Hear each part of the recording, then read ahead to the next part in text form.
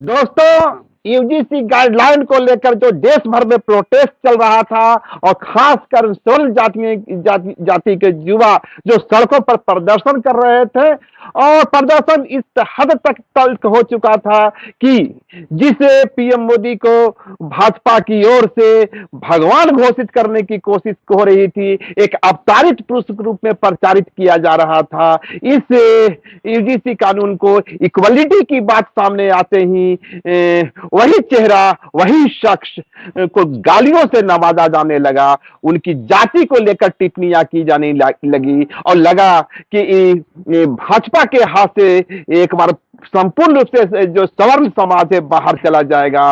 और आखिरकार ये मामला कोर्ट में गया, एक याचिका दाखिल की गई और उस याचिका की सुनवाई करते हुए कोर्ट ने इस मामले को फिलहाल मार्च महीने तक स्टे लगा दिया है। लेकिन सवाल बड़ा इसको लेकर कई सवाल खड़े हो रहे हैं और जो पिछड़ी जातियां हैं उनकी ओर से अब एक आक्रोश की झलक देखी जा रही है और कई जगहों पर तो पिछड़ी जातियों की ओर से प्रदर्शन करने की शुरुआत हो चुकी है। सोशल मीडिया भी पिछड़ी जातियों के भावनाओं को उजागर कर रहा है और कई सवाल जो खड़े खड़े हो रहे हैं उसमें मुख्य सवाल यही है कि क्या अब पिछड़ी जातियों की ओर से देश में किसी बड़े प्रदर्शन की तैयारी होगी और क्या इस प्रदर्शन में, इस आक्रोश में पिछड़ी जातियों के साथ एसटी समाज या एसी समाज भी खड़ा होगा?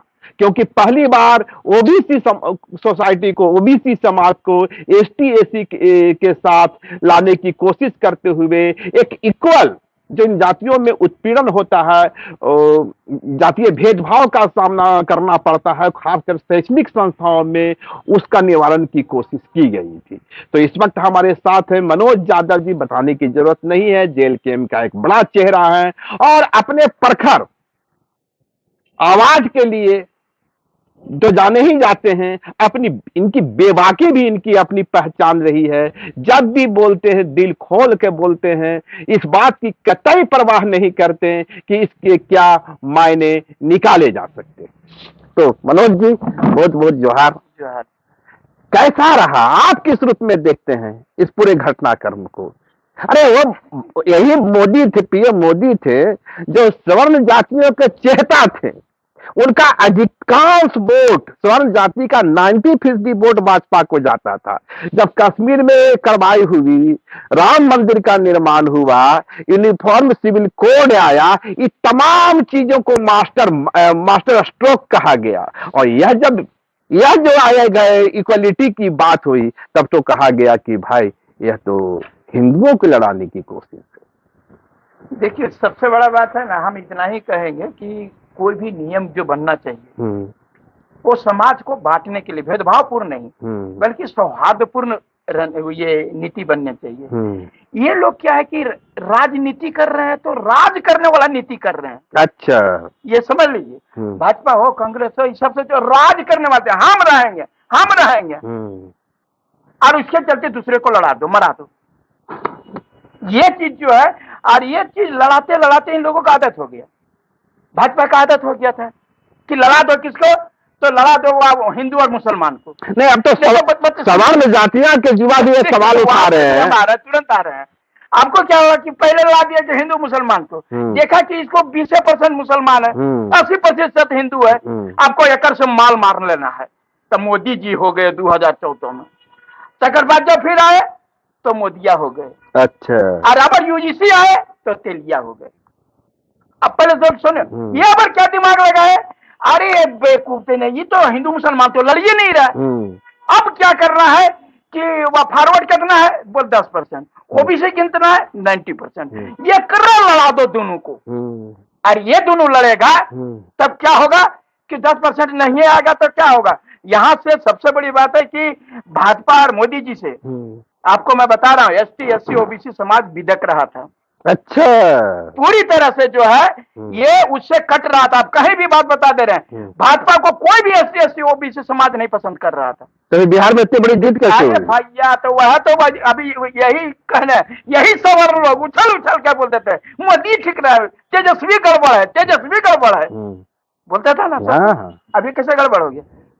मैं बता रहा हूँ, तो चलिए हो गए। वही लोगों को, वही बता रहा हूँ, वहां के लोगों से मैं मिला, सवर्णों से मिला था, और वो बोलता था नहीं नहीं उसको, अरे लड़ाई यहाँ पर राजनीति की बोल रहे, वो जो है ये पूरी तरह से मोदी जी देख लिए थे कि देखिए आपको लड़ाने का प्रवृत्ति अगर यदि बन गया है तो लड़े वाले बाहर वाला से, नहीं मिला तो अंदर वाला से, नहीं मिले तो भैया से, नहीं मिलेगा तो अपनी पत्नियों से लड़ना शुरू कर दीजिएगा। वो ग्लैडसन हमारे साथ इंटरव्यू में एक बात कहा था कि जो गालीबाज होता है ना वो बाहर गाली देता है, हाँ। और जब घर में आता है तो बीवी को गाली देता है। तो गाली देने की एक प्रवृत्ति होती है। थी, वैसे ही इन लोगों को लड़ाने की प्रवृत्ति थी।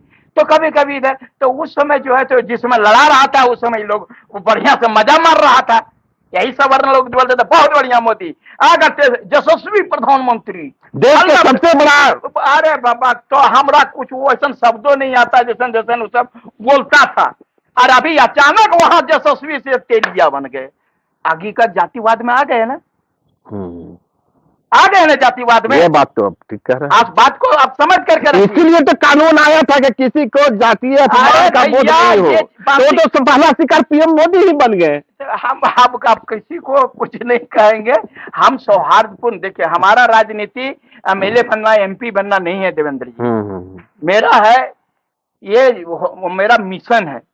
मैं राजनीति इसलिए कर रहा हूं, आप जानते होंगे मैंने पारा शिक्षकों के लिए मार खाया या जेल गया तो कोई जाति या यादव या ओबीसी या एसटी या जनरल नहीं है, मैंने तमाम 65,000 के चाहते ST SC OBC general WS है सबके लिए मैंने किया। अगर यदि जेपीएससी की लड़ाई लड़े तो तमाम जातियों के लिए मैंने लड़ा कि मेरे राज्य के लोग कैसे रोजगार पाए, वो एसटी हो, एससी हो, ओबीसी हो या जनरल हो, जो भी सवर्ण हो, सबके लिए मैंने यही सोचा कि सारे लोग कैसे नौकरी चाकरी करके जो है मेरा राज्य कैसे खुशहाल हो, ये मेरा मिशन है। हम ये पूरी तरह से मेरा काम होता है कि मैं नेल्सन मंडेला की तरह पूरे देश को जो है लेकर के चलना चाहता हूं। ये लोग अपने कुर्सी पर कैसे चिपकल रहे हैं, वो वाला में है तो ओकरा लड़ा दो, ओकरा लड़ा दो। अरे भैया मरोगे सबको पीपर के गाछ में टंगाओगे, ऐसी बात नहीं है, मरेगा तो सब पीपल में टंगाएगा। ये आपको हकीकत बात बता दे रहा हूं, ये मरेगा तो सब पीपल में टंगाएगा, चाहे मोदी जी रहे, चाहे सवर्ण रहे, चाहे तो वह कहते एसटी रहे, एससी रहे, ओबीसी रहे, क्या मरिएगा तो कलश नहीं वो टंगाएगा आपका पीपल में? घमंड कौन चीज का कर रहे हो, कौन चीज का घमंड कर रहे हो? आप समाज में क्यों भेदभाव पूर्ण ला रहे हो? जो है पढ़ने में और वहां पर पढ़ने जा रहे हो हायर एजुकेशन में, तो फिर जाति का शब्द कहां से आता है भाई? तुम पढ़ने जा रहे हो, लड़ने नहीं जा रहे हो। और लड़ना है तो बॉर्डर पर जाओ, देश को बचाओ, ये ऐसी चीजें होनी चाहिए। लेकिन ये लोग शुरू से बता रहे हैं लड़ा दो एकरा, अभी पैसे पहले 20% पहले बोले नहीं कि पहले मुसलमान को भगा दो पाकिस्तान। हमें समझ में नहीं आता कि सवर्ण को कहां भगा करके ही ले जाएंगे। और वो सवर्ण पहले तो कहा जाता था कि तुमको देश का कानून पसंद नहीं है, आइन पसंद नहीं है तो पाकिस्तान चले जाओ। हाँ तो अब सवर्ण लोग समझेंगे नहीं, उनको वहां बोले ना कि राम लाए हैं तो बोलते थे राम जी को लाए हैं, तो जो राम को ला सकता है तो बढ़िया चीज लाया होगा यूजीसी, निश्चित रूप से। जो भगवान को ला सकता है तो यूजीसी जो है तो बढ़िया लाया होगा, तो काहे चिल्ला रहे हो भाई? इसीलिए बताए गलत आदमी को प्रमोट करने का जरूरत नहीं है। तो आपको क्या लगता है? आपको पिछला आदमी रहेगा तो वो डंस मारेगा एक बार की। नहीं, आपका इशारा, आपको मारे चाहे किसी को मारे, आपका इशारा किसकी ओर है? कौन विषैला है? खुल कर बोलिए। हमारा खुल करके सब विषैला को तो दिखाइए दिए, सबको खोल करके तो मैं बोलिए दिया, वो डंक मारेगा ही। कौन डंक मारेगा? स्वर्णों पर डंक कौन मार रहा था? हे भगवान, स्वर्णों पर कोई डंक मार रहा था तो आपको देखिए लिए। कानून तो इसलिए लाया गया था कि सवर्ण समुदाय का कुछ एक युवक, पूरे सवर्ण समाज की बात कभी नहीं हो रही है, वो पिछड़ी जातियों एसटी ओबीसी पर डंक मारते हैं। आप कह रहे हैं कि सवर्णों पर डंक भी मारा जा रहा है। फिर हम कर रहे हैं, हम कहे कहेंगे ओकरा पर सवर्ण पर डंक मारेगा कोई? ये लोगों को समझना चाहिए। इतना जो सुप्रीम कोर्ट चल गया आदमी, इतना समझ में नहीं आ रहा है कि कौन कहाँ डंक मार रहा है। ये जो बता रहे हैं आपको सुप्रीम कोर्ट में, आप ये ओबीसी और एसटी को भी समझना है और सवर्ण को भी समझना है कि भावना में मत बहको, अच्छे लोगों को चुनाव करो। ये लोग जो है जब तक अच्छे लोग नहीं आएंगे उनके अच्छे विचार नहीं होंगे। नहीं, एजीसी एक जो आई थी उसको आप किस रूप में ले रहे हैं? वो पॉजिटिव था, नेगेटिव था, या वास्तव उसे रद्द होना चाहिए? सबसे बड़ी बात ना, वह यूजीसी की मैंने मांग करी थी। हम तो कभी नहीं बोले थे कि वह कश्मीर को टुकड़ा करके वैसे कर दो। हम बोले अगर लाना है तो पूरा कश्मीर ले आओ। हम तो यही कहेंगे, पूरा कश्मीर। हाँ, जो पूरा कश्मीर, जो उस पार भी है, जो उस पार भी है। हम तो यही मांग, जो चीन के पास है। हाँ, और दूसरा बात, जब हम कितना देखिए समाज में सौहार्दपूर्ण रखना है, जब ईडब्ल्यूएस को 10% रिजर्वेशन दिया गया तब भी मीडिया बंधुओं ने पूछा कि मनोज जी आप कैसे देखते हैं? हम बोले बहुत स्वागत योग है, क्योंकि सवर्णों में भी बहुत सारे ब्राह्मण है या राजपूत है या है, ये सब जो है सो बता रहे हैं कि वो आर्थिक रूप से कमजोर हैं, इसलिए उनको भी आरक्षण मिलना चाहिए। मैंने स्वागत किया था। ये तमाम चीजों को जो हम समाज को बांटने का काम कभी नहीं किए, हम सबको बता रहे हैं कि मेरा जो मित्र जो है सो राजपूत जाति से है, भूमिहार जाति से है, कायस्थ परिवार से है। जैसे ही ये बिल आया था पहले मैंने अपने दोस्तों को फोन किया, अरे भाई वाई कहाँ हो रही? तो बोला कि ये दादा ये तो वह मैंने जो हम लोगों की वार्ता हुई, आप तो बोल रहे ठीक है पचला न फंसिए, ये लोग खाली राजनीति कर रहा है, न वह इसमें सवर्ण को कुछ मिलेगा न ओबीसी और एसटी को कुछ मिलेगा, ये लोग लड़ा देगा।